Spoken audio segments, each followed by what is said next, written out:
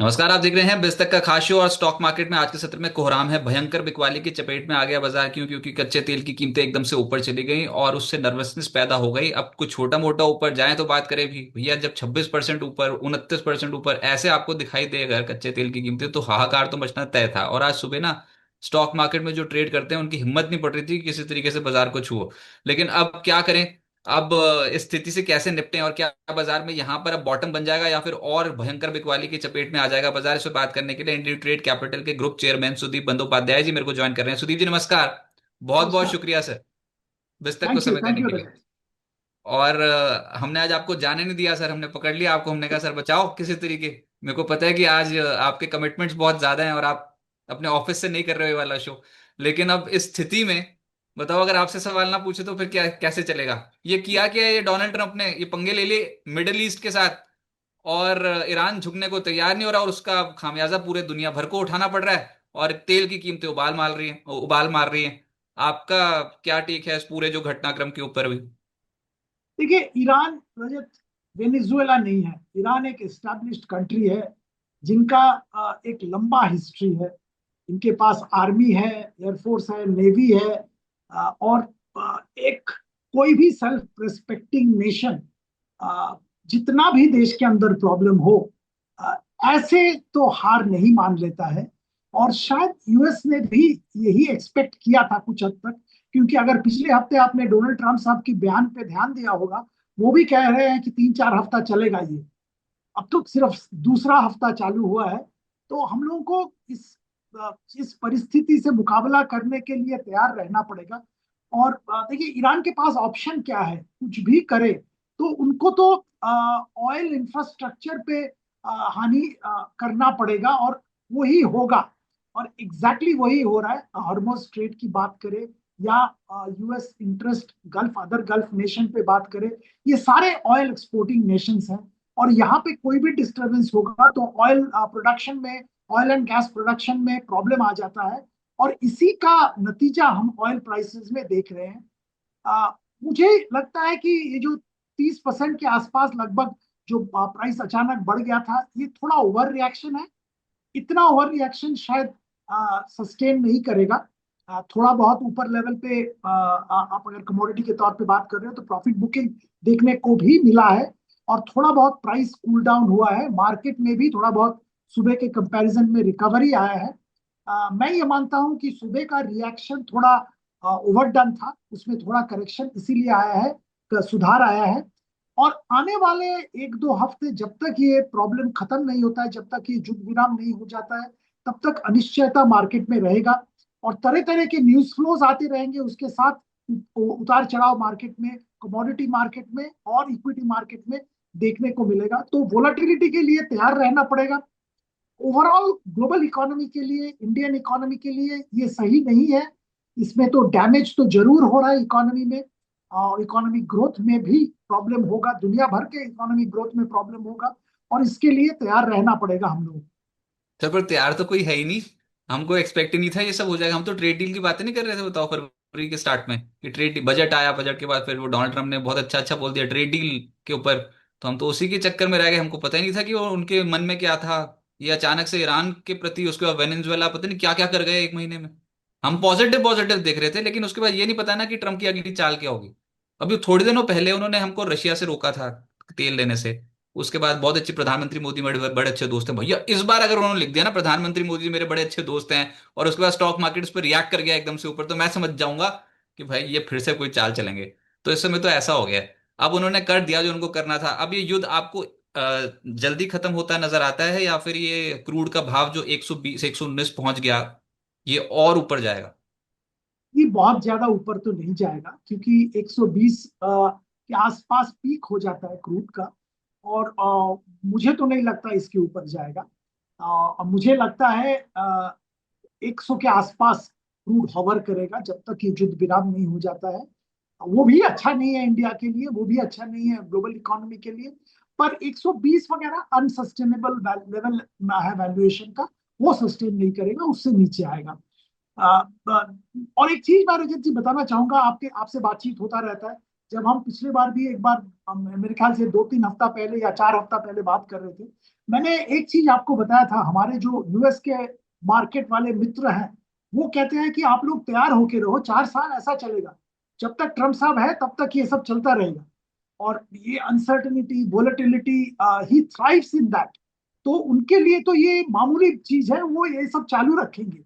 और अगर आपने उनके बयान पे ध्यान दिया होगा, बीच में उन्होंने एक बयान भी दिया है कि अभी क्यूबा की बारी आ रही है, तो शायद जब ईरान खत्म होगा तो क्यूबा चालू हो जाएगा। तो हम लोगों को तो लगता है कि ये सब चलता रहेगा, और हम लोगों को वोलेटाइल जिंदगी, वोलेटाइल मार्केट्स में जीने की आदत भी पड़ जाएगी। पता नहीं, मतलब ये वाली स्थिति हमने कभी देखी नहीं है, पहली बार होते देखा है सब कुछ। और जो जो तेजी में थे ना स्टॉक्स, बहुत करेक्ट होना शुरू हो गए हैं। वर्स्ट तो अब आज की बात करें तो फाइनेंशियल स्टॉक्स नजर आ रहे हैं, बहुत ही बड़े स्केल पे टूटे हैं पीएसयू बैंक्स आज तो। लेकिन सर वर्स्ट केस सिनेरियो में अगर मैं पूछूं, अब 24,000 के लेवल के नीचे आ गए हो, 23,800 23,900 वाले लेवल पे, वर्स्ट केस में आपको यहां से और कितनी गहरी करेक्शन नजर आती है? ये बहुत ही मुश्किल है बताना रजत जी, पर एक चीज मैं कहूंगा, अगर और कोई बहुत बड़ा हादसा हो जाता है, कुछ ऐसा कोई बहुत बड़ा कुछ कांड होता है, तो शायद मार्केट एक बार 22,000 के आसपास आ सकता है। ये हम लोगों को लगता है, बट वो एक एक्सट्रीम सिनेरियो होगा। पर मैं ये यहाँ पे दोहराऊंगा कि ये जो करेक्शन हो रहा है, ये जो लंबी अवधि के लिए जो निवेश करना चाहते हैं उनके लिए बहुत अच्छा अपॉर्चुनिटी हो रहा है खरीदारी करने का। जो स्टॉक्स वो लेना चाहते थे और वैल्यूएशन ऊपर था, ले नहीं पा रहे थे वैल्यूएशन के कारण, वहां पे अब करेक्शन के बाद लेने लायक माहौल क्रिएट हो रहा है। तो अगर मार्केट कभी भी इससे नीचे जाता है, तो मैं तो मानता हूं कि बहुत जबरदस्त अपॉर्चुनिटी होगा खरीदारी करने की। और अगर आप हिस्टोरिकली भी देखेंगे रजत, कि जब भी ऐसा कोई वार रिलेटेड करेक्शन बहुत बड़ा देखने को मिला है, उसके बाद एक बहुत अच्छा रैली भी आ जाता है।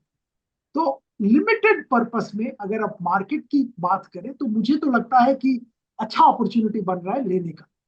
सर वो हाँ, ये नर्वसनेस जरूर रहता है, इतना जब अनसर्टिनिटी मार्केट में है, नर्वसनेस जरूर रहता है, क्वेश्चन मार्क्स बहुत रहते हैं, आज लेना है या और भी नीचे जाएगा, ये सब सवाल जरूर आएंगे। पर मैं, अगर लंबी अवधि के लिए आप सोच रहे हो, स्टेट बैंक गिरा है, इतना अच्छा परफॉर्मेंस के बावजूद आपने पीएसयू बैंक्स की बात की, बहुत अच्छा अपॉर्चुनिटी है, हमने भी इसका जिक्र किया है बार बार, वहां पे गिरावट आया है, अच्छा अपॉर्चुनिटी बन रहा है लेने का। एक और एक शेयर का मैं जिक्र जरूर करूंगा, लार्सन टुब्रो। उनका वेस्ट एशिया में बहुत बिजनेस है और बिजनेस सफर करेंगे, इसीलिए मार्केट में बहुत जबरदस्त गिरावट देखने को मिला है लार्सन।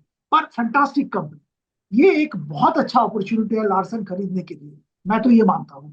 तो ऐसे बहुत सारे अपॉर्चुनिटीज आपको मिलेंगे इस गिरावट में। जो आपने बात की ना, हिस्टोरिकली देखो तो युद्ध जल्दी खत्म हो जाते हैं तो उसके बाद फिर मार्केट एकदम से चढ़ना शुरू हो जाता है। हमने रूस यूक्रेन में भी यही देखा था कि वो युद्ध आज तक चल रहा है लेकिन मार्केट नहीं रुका, मार्केट चलने लग गया। लेकिन ना, यहाँ पर प्रॉब्लम यह है, यहाँ पर अमेरिका में डोनाल्ड ट्रंप ने पहले तो नोबेल प्राइज के चक्कर में रहे, तो 8 युद्ध रुकवा दिए, मैंने 8 युद्ध रुकवा दिए, 9वां खुद कर दिया अभी जाके। तो अभी प्रॉब्लम ये, हिस्ट्री में ये डोनाल्ड ट्रंप नहीं थे ना हमारे पास, ये अभी हैं। और ये कब क्या कर जाए कुछ नहीं पता। इस साल की शुरुआत में हमने बात की थी सोने और चांदी के ऊपर, फिर हमने बात की बेस मेटल्स के ऊपर, और फिर हम बात कर रहे हैं क्रूड ऑयल के ऊपर। ये मात्र 3 महीने के अंदर अंदर हमने कॉमोडिटी स्विच कर ली 3 बार। तो इस तरीके का सिनेरियो डेवलप कर रहे हैं सर, उछल पुछल इतनी ज्यादा इनसे ना क्या इसमें कुछ अमेरिका का हित है, या फिर ये बस हो गया डोनाल्ड ट्रंप से अब? कि मुझे तो किसी का हित नहीं दिख रहा है, यूएस पे भी इन्फ्लेशन बढ़ रहा है। और पहले उम्मीद ये किया जा रहा था कि ब्याज दरें और भी कम होगा, जो कि डोनाल्ड ट्रंप साहब चाहते हैं। पर अभी जो स्थिति यूएस में बन रहा है, ब्याज दर कम करना बहुत मुश्किल होगा, क्योंकि इन्फ्लेशन बढ़ रहा है वहां पे भी। और देखिए, इतना अनसर्टेनिटी रहेगा, ग्लोबल क्रूड ऑयल प्राइसेस बढ़ जाएगा, तो यूएस में भी प्राइस इन्फ्लेशन जरूर आएगा, यूएस इकोनॉमी में भी इम्पैक्ट आएगा, नेगेटिव इम्पैक्ट। और कोई भी वार का खर्चा बहुत जबरदस्त होता है, तो ये खर्चा यूएस कर रहा है, इसका असर यूएस इकोनॉमी में, यूएस फिस्कल फिगर्स में जरूर आएगा। और ये कभी भी किसी के हित में नहीं हो सकता है। हाँ, बहुत सारे प्राइवेट कॉन्ट्रैक्टर्स हैं, जो डिफेंस कॉन्ट्रैक्टर्स हैं, उनके लिए बहुत अच्छा मौका है, अपॉर्चुनिटी है। पर ओवरऑल ये इकोनॉमी के लिए नेगेटिव है, यही मैं मानता हूँ। पर वो नेगेटिव को तो और नेगेटिव करने के चक्कर में वो तो प्रार्थनाएं करा रहे हैं अपने व्हाइट हाउस में पादरियों से। और वो कह रहे हैं वो युद्ध से पहले प्रार्थना करवाइए, शांति के लिए थोड़ी करवाइए। और अब उस चक्कर में हो ये रहा है कि अगला स्टेप भी पता नहीं लग रहा। वो कह रहे हैं कि सैनिक उतार देंगे, जमीनी जंग शुरू कर देंगे ईरान में। इतना आसान होगा क्या सर? मतलब ईरान के यहाँ जमीनी जो अपने सैनिक भेजना इतनी दूर, और वो भी उस एरिया में, मतलब खाड़ी देशों में सीधा जाके पंगा ले रहे हैं। बिल्कुल सही नहीं होगा और बिल्कुल ठीक नहीं होगा। अफगानिस्तान में यूएस देख चुका है, वियतनाम में देख चुका है, कुछ हद तक इराक में भी देख चुका है। तो मैं तो ये कहूंगा कि बहुत ही एक गलत कदम होगा अगर यूएस ऐसा कुछ करता है। अ, पर एक चीज आपको ध्यान में रखना होगा कि यूएस एडमिनिस्ट्रेशन और ट्रम्प साहब बार बार कह रहे हैं कि they want change in government. और मुझे नहीं लगता है ये आकाश से गोलीबारी करके या जहाज को डुबो के एडमिनिस्ट्रेशन या पॉलिटिकल सिचुएशन ईरान में चेंज पॉसिबल होगा। वो तो चेंज तभी पॉसिबल होगा जब आप ग्राउंड ट्रूप्स वहां पे भेजोगे और जबरदस्ती आप कंट्रोल लोगे, जो कि बिल्कुल गलत होगा यूएस के लिए। तो एक कैच 22 सिचुएशन में मुझे लगता है यूएस भी फंस गया है। रेजीम चेंज इतना आसान नहीं है। एक एस्टैब्लिश्ड रेजीम जो 47 ईयर्स से बैठा हुआ है वहां पे, उसको चेंज करना इतना आसान मुझे तो नहीं लगता है होगा, और हो भी नहीं रहा है। ट्रम्प साहब के बहुत कोशिश के बावजूद, इतना गोलीबारी के बावजूद, उनके जो सुप्रीम लीडर उनका निधन के बाद बावजूद रेजिम चेंज की कोई संभावना तो दिख नहीं रहा है। सर वो मुश्तबा खामनेई को बना दिया उन्होंने सुप्रीम लीडर ईरान। ये लेटेस्ट खबर आई। अयतुल्ला अली खामनेई के जो बेटे हैं, मुश्तबा खामनेई, उन्हीं को ही बना दिया उन्होंने सुप्रीम लीडर। तो और भड़क गए फिर तो डोनाल्ड ट्रंप। वो तो चाहते थे कि कोई नई ऐसा आए, मतलब जिसको वो बातचीत करें, ईरान से उनकी बातचीत शुरू हो। ये तो पंगा और पड़ गया। ईरान तो वालों ने तो बिल्कुल ही खुली चुनौती दे दी, आप कर लो जो करना है। तो जितनी मेहनत करी थी सारी पानी में चली गई। ये तो रजत जी पॉसिबल ही नहीं है ना, बिकॉज रेजिम तो अभी भी उन लोगों का ही है। रेजिम तो चेंज नहीं हुआ। तो जो भी रेजिम को हेड करेगा वो तो उन्हीं में से आएगा कोई। हम्म। तो आप रेजिम जब तक चेंज नहीं हो रहा, ये वेनेजुएला नहीं है ना। ये ट्रम्प साहब को और यूएस एडमिनिस्ट्रेशन को मालूम तो जरूर है कि वेनेजुएला एक अलग था, एक छोटा देश था। वहां पे एक आदमी को हटा लिया और किसी को उन्होंने रिकमेंड किया या सपोर्ट किया, वो आ गए, वो अलग चीज है। और ईरान एक बिल्कुल ही अलग तरह का देश है, जहाँ पे एक एस्टैब्लिश्ड रेजीम बैठा हुआ है। एक आदमी को आप मार दोगे तो दूसरा आदमी आएगा, उन्हीं में से आएगा। जो एग्जिस्टिंग जो रूलिंग क्लास है उन्हीं में से कोई ना कोई आएगा। और उनके व्यूज, उनके वर्ल्ड व्यूज, उनका नजरिया, उनका काम करने का तरीका लगभग पुराना जो रजीम है, पुराना जो सुप्रीम लीडर है उनसे मिलता जुलता होगा। तो उनके बेटे आए या और कोई आए, मुझे तो नहीं लगता है बहुत कुछ चेंज होने वाला है। और बात यह भी है कि पिछले बार जब यूएस और इसराइल ने उनके फैसिलिटीज डिस्ट्रॉय किए थे, अगर आपको याद होगा इनिशियली उस टाइम में बहुत अनरेस्ट था ईरान में। पर ये यूएस और इसराइल के अटैक के बाद वो सब लोग एंटी यूएस एंटी इसराइल वापस बन गए। और जब देश में किसी विदेशी शक्ति आक्रमण करता है तो ये हमेशा ट्रेंड देखा गया है दुनिया भर में कि देश इकट्ठा हो जाए, जो फॉरेन अग्रेसर है उसके अगेंस्ट में इकट्ठा हो जाए। तो यहाँ पे भी मुझे तो लगता है उल्टा असर हो रहा है। और भी जो रेजीम है उनके फेवर में, शायद फेवर में नहीं, पर anti US anti Israel sentiment और भी बढ़ रहा है ईरान में। तो इस माहौल में मुश्किल होगा रेजीम चेंज करना विदाउट ग्राउंड ट्रूप्स। और विद ग्राउंड ट्रूप्स तो डिजास्टर होगा, क्योंकि फिर तो वो अफगानिस्तान, इराक, वियतनाम जैसा सिनेरियो, गेरिला वारफेयर, वो सब चालू हो जाए। और ये भी मिडिल ईस्ट में आपने अटैक किया ईरान के ऊपर, तो इसका मतलब फिर अब ये है कि वहां पर कच्चे तेल की कीमतें एकदम से बढ़ गई। और अभी कुवैत, यूएई, कतर ने उत्पादन घटा दिया, उसने और कच्चे तेल की कीमतों को तेज कर दिया। और खुद कतर के जो एनर्जी मिनिस्टर है उनका कहना है कि अब $150 के पार निकल जाएगा कच्चा तेल। तो सर हम जब 120 और $110 के आसपास पहुंचे हैं, तो हमारा मार्केट बहुत बुरी तरीके से क्रैश हो रखा है। अगर ये $150 या फिर $200 की तरफ कूच करता है, तो स्टॉक मार्केट का क्या होगा?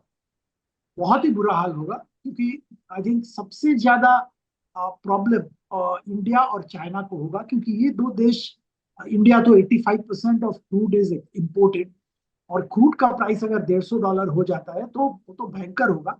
$200 $150 होता है तो भयंकर होगा। इंडिया का बजट की जो सारे कैलकुलेशन है 70-75 डॉलर के आसपास किया हुआ है। तो वहां से अगर डबल हो जाता है तो Indian budget also will go for a toss. सरकार का फिजिकल डिसिप्लिन, फिजिकल प्रूडेंस, मतलब इन्फ्लेशन, ये सारे कंट्रोल के बाहर हो जाएगा। तो वो तो इकोनॉमी के लिए बहुत बुरा होगा, मार्केट के लिए भी बहुत ही बुरा होगा अगर ऐसा होता है। पर रजत, मैं वापस यहाँ पे बताऊंगा कि मुझे नहीं लगता ऐसा होगा, क्योंकि बहुत सारे और भी फैक्टर्स हैं। बहुत सारे और भी कंट्रीज में प्रोडक्शन बढ़ाएंगे। अभी जैसे कुछ स्टेटमेंट्स आए यूरोपियन यूनियन से कि रिजर्व, जो उनके स्ट्रेटेजिक रिजर्व है, वो वहां से रिलीज करना चालू करेंगे ताकि क्रूड ऑयल के प्राइसेस कम हो। ये स्टेटमेंट यूरोपियन यूनियन की तरफ से आने के बाद प्राइस में थोड़ा बहुत तब्दीली आई है। तो मुझे तो लगता है कि 150-200 ये लेवल रीच नहीं करेगा। पर इसराइल ने ईरान के तेल डिपो को उड़ा दिया, और अभी लेबनान के ऊपर इसराइल ने हमला कर दिया। ऐसी सी चीजें हो रही हैं सर। अब तो अब कहाँ रुक रहा है ये? अब तो ये और आग फैलती चली जा रही है मिडिल ईस्ट में, और मिडिल ईस्ट की आग जलाएगी, कच्चे तेल में उबाल आएगा, ये साफ पता लग रहा है अभी। और आज तो हुआ ये था, जैसे ही बाजार ओपन हुए थे वैसे सबकी नजर आ रही थी जापान के ऊपर और दक्षिण कोरिया के ऊपर। हमारे यहाँ तो फिर भी 700 पॉइंट्स के आसपास की गिरावट की एक्सपेक्टेशन थी, 2-2.5%। वो 7%, 8% एक सिंगल ट्रेडिंग सेशन में नीचे चले गए वो वाले बाजार। अभी 5-6% नीचे हैं जापान और दक्षिण कोरिया। तो सर ये तो बुरे हाल हैं। अब निवेशक क्या करें? इन स्तरों पर क्या करें? यहां से और गिरावट आएगी तो फिर क्या करना चाहिए? थोड़ा लॉन्ग टर्म पर्सपेक्टिव रखें तो कितना लंबा, और क्या करना चाहिए? डर नहीं लगता सर? मतलब हमारे तो रिटेल इन्वेस्टर्स का तो छोटा मोटा पैसा लगा होता है, आपके तो बड़े बड़े क्लाइंट्स हैं, तो डर नहीं लगता वैसे? जी रजत जी, डरने की तो बात जरूर है। जब कहीं इतना बड़ा युद्ध चल रहा होता है तो डर तो जरूरी है। पर ये डर के आगे जीत है, जो कहते हैं ना। क्योंकि देखिए, अगर आप निवेश करना चाहते हैं तो ये बहुत अच्छा टाइम होता है जब सब लोग डरे हुए हैं, तब निवेश करना। हाँ, हिम्मत की जरूरत होती है। थोड़ा बहुत आपको ये भी सहना पड़ेगा शायद, करेक्शन आपको आपका लेने के बाद। पर यही अच्छा मौका होता है खरीदारी करने का। मुझे तो लगता है, मैं बार बार ये दोहरा रहा हूँ, कि ये युद्ध 3-4 हफ्ते के अंदर मैक्सिमम मैक्सिमम खत्म हो जाएगा। वन वे और the other better sense will prevail, और ये यहाँ कहीं ना कहीं युद्ध विराम घोषणा किया जाएगा। एक तरह का स्टेटस को आ जाएगा। फिर वापस दुनिया अपने रिदम में चलना चालू हो जाएगा। शायद ट्रम्प साहब अब अपना फोकस क्यूबा की तरफ हटाएंगे, जो कि हमारे लिए कोई इतना बड़ा हानिकारक चीज नहीं है। निवेशक को करना क्या है इसमें, मेरी तो मैं पहले भी जिक्र कर रहा था। मुझे तो लगता है आप अपॉर्चुनिटी ढूंढिए खरीदारी की। अब मैं यहाँ पे जरूर कहूंगा कि आज हड़बड़ा की खरीदारी की कोई जरूरत नहीं है। जैसे आप कह रहे हैं, शायद थोड़ा बहुत और भी डिस्टरबेंस हो सकता है, करेक्शन और भी आ सकता है। कुछ बड़ा हादसा हो गया अगला 7-10-15 दिन में, तो वहां पे और बड़ा गिरावट आ सकता है, तो शायद आपको और भी अच्छा अपॉर्चुनिटी मिलेगा। पर ये बात ध्यान में रखिए कि बॉटम पिक करना किसी के लिए पॉसिबल नहीं है। आप मैजिशियन या गॉड नहीं हो, आप बॉटम, एग्जैक्ट बॉटम पिक नहीं कर पाओगे। तो अगर आपको, एक एग्जांपल के तौर पे बता रहा हूँ, स्टेट बैंक ऑफ इंडिया लेना है और आपको अच्छा लगता है स्टेट बैंक ऑफ इंडिया, और आपको 100 शेयर लेना है स्टेट बैंक ऑफ इंडिया का, मैं मतलब बहुत ही कॉमन एग्जांपल दे रहा हूँ। आप रिटेल निवेशक हैं, तो मेरी सलाह तो ये होगी, आप 20 शेयर आज ले लीजिए और 80 शेयर मत लीजिए, वेट करिए, देखिए मार्केट किस तरफ जाता है। अगर और भी मार्केट गिर गया तो वहां पे फिर और 20 शेयर लीजिए। ऐसा करके आप थोड़ा थोड़ा करके निवेश करिए, और अगर मार्केट गिरता नहीं है, थोड़ा थोड़ा करके बढ़ना चालू हो जाता है, तो आप वहां भी 20-20 करके शेयर लीजिए। तो एक एवरेज आपका अच्छा आ जाएगा, क्योंकि एग्जैक्ट बॉटम प्रेडिक्ट करना पॉसिबल नहीं। दो शेयर्स तो आपने बता दी वैसे 2-3 बार, स्टेट बैंक ऑफ इंडिया और एल&टी। तो सूची को थोड़ा और बढ़ाओ सर, गिरावट वाले शेयर्स का एक पूरा पोर्टफोलियो तैयार करवा दो प्लीज हमारे व्यूअर्स के लिए। कि अब इस हड़कंप में ना सब कुछ ही नीचे जाता नजर आता है, तो सही और गलत का फैसला करना मुश्किल हो जाता है अभी। आपके रडार पर कौन से स्टॉक्स हैं, कौन से सेक्टर? ये मेटल्स माइनिंग, ये हमारा फेवरेट सेक्टर है। पहले मैं इसका जिक्र कर भी चुका हूँ, वेदांता मेरा फेवरेट स्टॉक है। ये भी करेक्शन का अपॉर्चुनिटी लीजिए। ये करेक्शन में जो भी ग्लोबली मेटल्स में वैल्यूएशन इंप्रूव हो रहा है, वो सबका बेनिफिट वेदांता को मिलेगा। ऑयल एंड गैस बिजनेस भी इनका है, जिसका भी बेनिफिट मिलेगा। एल्यूमिनियम लगभग 50% इनका एबिटा एल्यूमिनियम से आता है। एल्यूमिनियम कतार में और बहरीन में जो एल्यूमिनियम प्रोड्यूसर है उन्होंने प्रोडक्शन बंद कर दिया है because of all this disturbance, जो कि एल्यूमिनियम प्राइसेस को और डिमांड को और भी तगड़ा कर रहा है। तो बेनिफिट वेदांता को मिलेगा। वेदांता भी मेरा वो स्टेट बैंक वाला स्ट्रेटेजी अडॉप्ट करिए, थोड़ा थोड़ा करके लेना चालू करिए। एग्रोकेमिकल केमिकल्स क्षेत्र में यूपीएल दिग्गज कंपनी है, दुनिया का सब second largest crop protection company. Restructuring, corporate restructuring कर रहे हैं, इससे कॉर्पोरेट स्ट्रक्चर और भी साफ हो रहा है। मुझे लगता है आने वाले दिनों के लिए आपको तैयार होना पड़ेगा, और यूपीएल भी खरीदारी लायक है। थोड़ा थोड़ा करके यहाँ पे भी लेना शुरू करिए। वो जो पहले आपने एसबीआई और एलएनटी बताए थे, तो ये एलएनटी का तो एक्सपोजर है मिडिल ईस्ट में बहुत ज्यादा। जी और वो बिल्कुल है। जी बिल्कुल रजत है। और ये मैं जिक्र कर भी रहा था, क्योंकि मिडिल ईस्ट में बहुत बड़ा एक्सपोजर है, प्राइस बहुत गिरा है। पर देखिए आप, अगर आप, अनलेस यू आर एज्यूमिंग कि ये वार परपिचुइटी में चलता रहेगा और मिडिल ईस्ट में और कुछ नहीं होगा, अगर ये एजम्पशन है तो गारंटी मत लीजिए। पर मेरा एजम्पशन ये नहीं है। मुझे लगता है ये युद्ध 7, 10, 15 दिन के अंदर शांति वापस आएगा, और जब शांति आएगा तब कंस्ट्रक्शन इंफ्रास्ट्रक्चर का काम और भी मोमेंटम पिक करेगा। तो और एलएनटी आप ध्यान में रखिए कि एलएनटी मिडिल ईस्ट का नंबर 1 नंबर 2 कंस्ट्रक्शन कंपनी है। मिडिल ईस्ट का भी ये बात हमको समझना चाहिए कि वहां पे हम्म। भी प्रेफर्ड वेंडर एलएनटी है, जैसे इंडिया में है। तो एलएनटी को तो काम और भी मिलेगा मुझे लगता है। तो एलएनटी के लिए तो बहुत अच्छा अपॉर्चुनिटी है, और ये जो गिरावट आया है ये तो बिल्कुल लेने लायक अपॉर्चुनिटी है। पर हाँ, ये सारा जो निवेश मैं जिक्र कर रहा हूँ, अगर आप निवेश करना चाहते हैं, निवेशित रहना चाहते हैं मार्केट में, अपॉर्चुनिटी लेना चाहते हैं, तभी करिए। अगर आपको लगता है कि नहीं नहीं, मतलब ये दुनिया, we are coming towards an end of the world, तब तो फिर कोई फायदा नहीं है निवेश करने का। तब आप कहीं कुछ भी पैसा कहीं रखने का फायदा नहीं है। तो ये वॉरेन बफे साहब ने बहुत एक अच्छा बात बोला था एक बार, रजत मैं जिक्र करना चाहूंगा। उन्होंने बोला था अगर कोई न्यूक्लियर वॉर होने वाला है और इसीलिए ये प्राइस सारा गिर रहा है, तो आप जरूर खरीदारी करिए जाके, क्योंकि न्यूक्लियर वार तो होने वाला नहीं है। प्राइस बढ़ेगा, जब न्यूक्लियर वार नहीं होगा तो प्राइस बढ़ेगा, आपको फायदा मिलेगा। और अगर न्यूक्लियर वार हो गया तो एनीवे आपको काम में कुछ नहीं आएगा, क्योंकि सब खत्म हो जाएगा। सही बात। सर पर ऐसे में ना, इस बार वो लास्ट सवाल ये है कि सेफ हेवन बाइंग जो हम बोलते हैं ना सोने और चांदी में, वो नहीं दिख रही है। ये यूएस डॉलर इंडेक्स जो है ना, वो एकदम से ऊपर जाना शुरू हुआ और हमारा रुपया भी डॉलर के मुकाबले बहुत कमजोर हो गया। तो ये स्थिति कैसी सी है अभी? सोने चांदी में कोई उतना क्रेज नहीं है बाइंग का। ये रुके क्यों हुए हैं निवेशक? इस बार इतनी स्ट्रांग बाइंग क्यों नहीं नजर आ रही?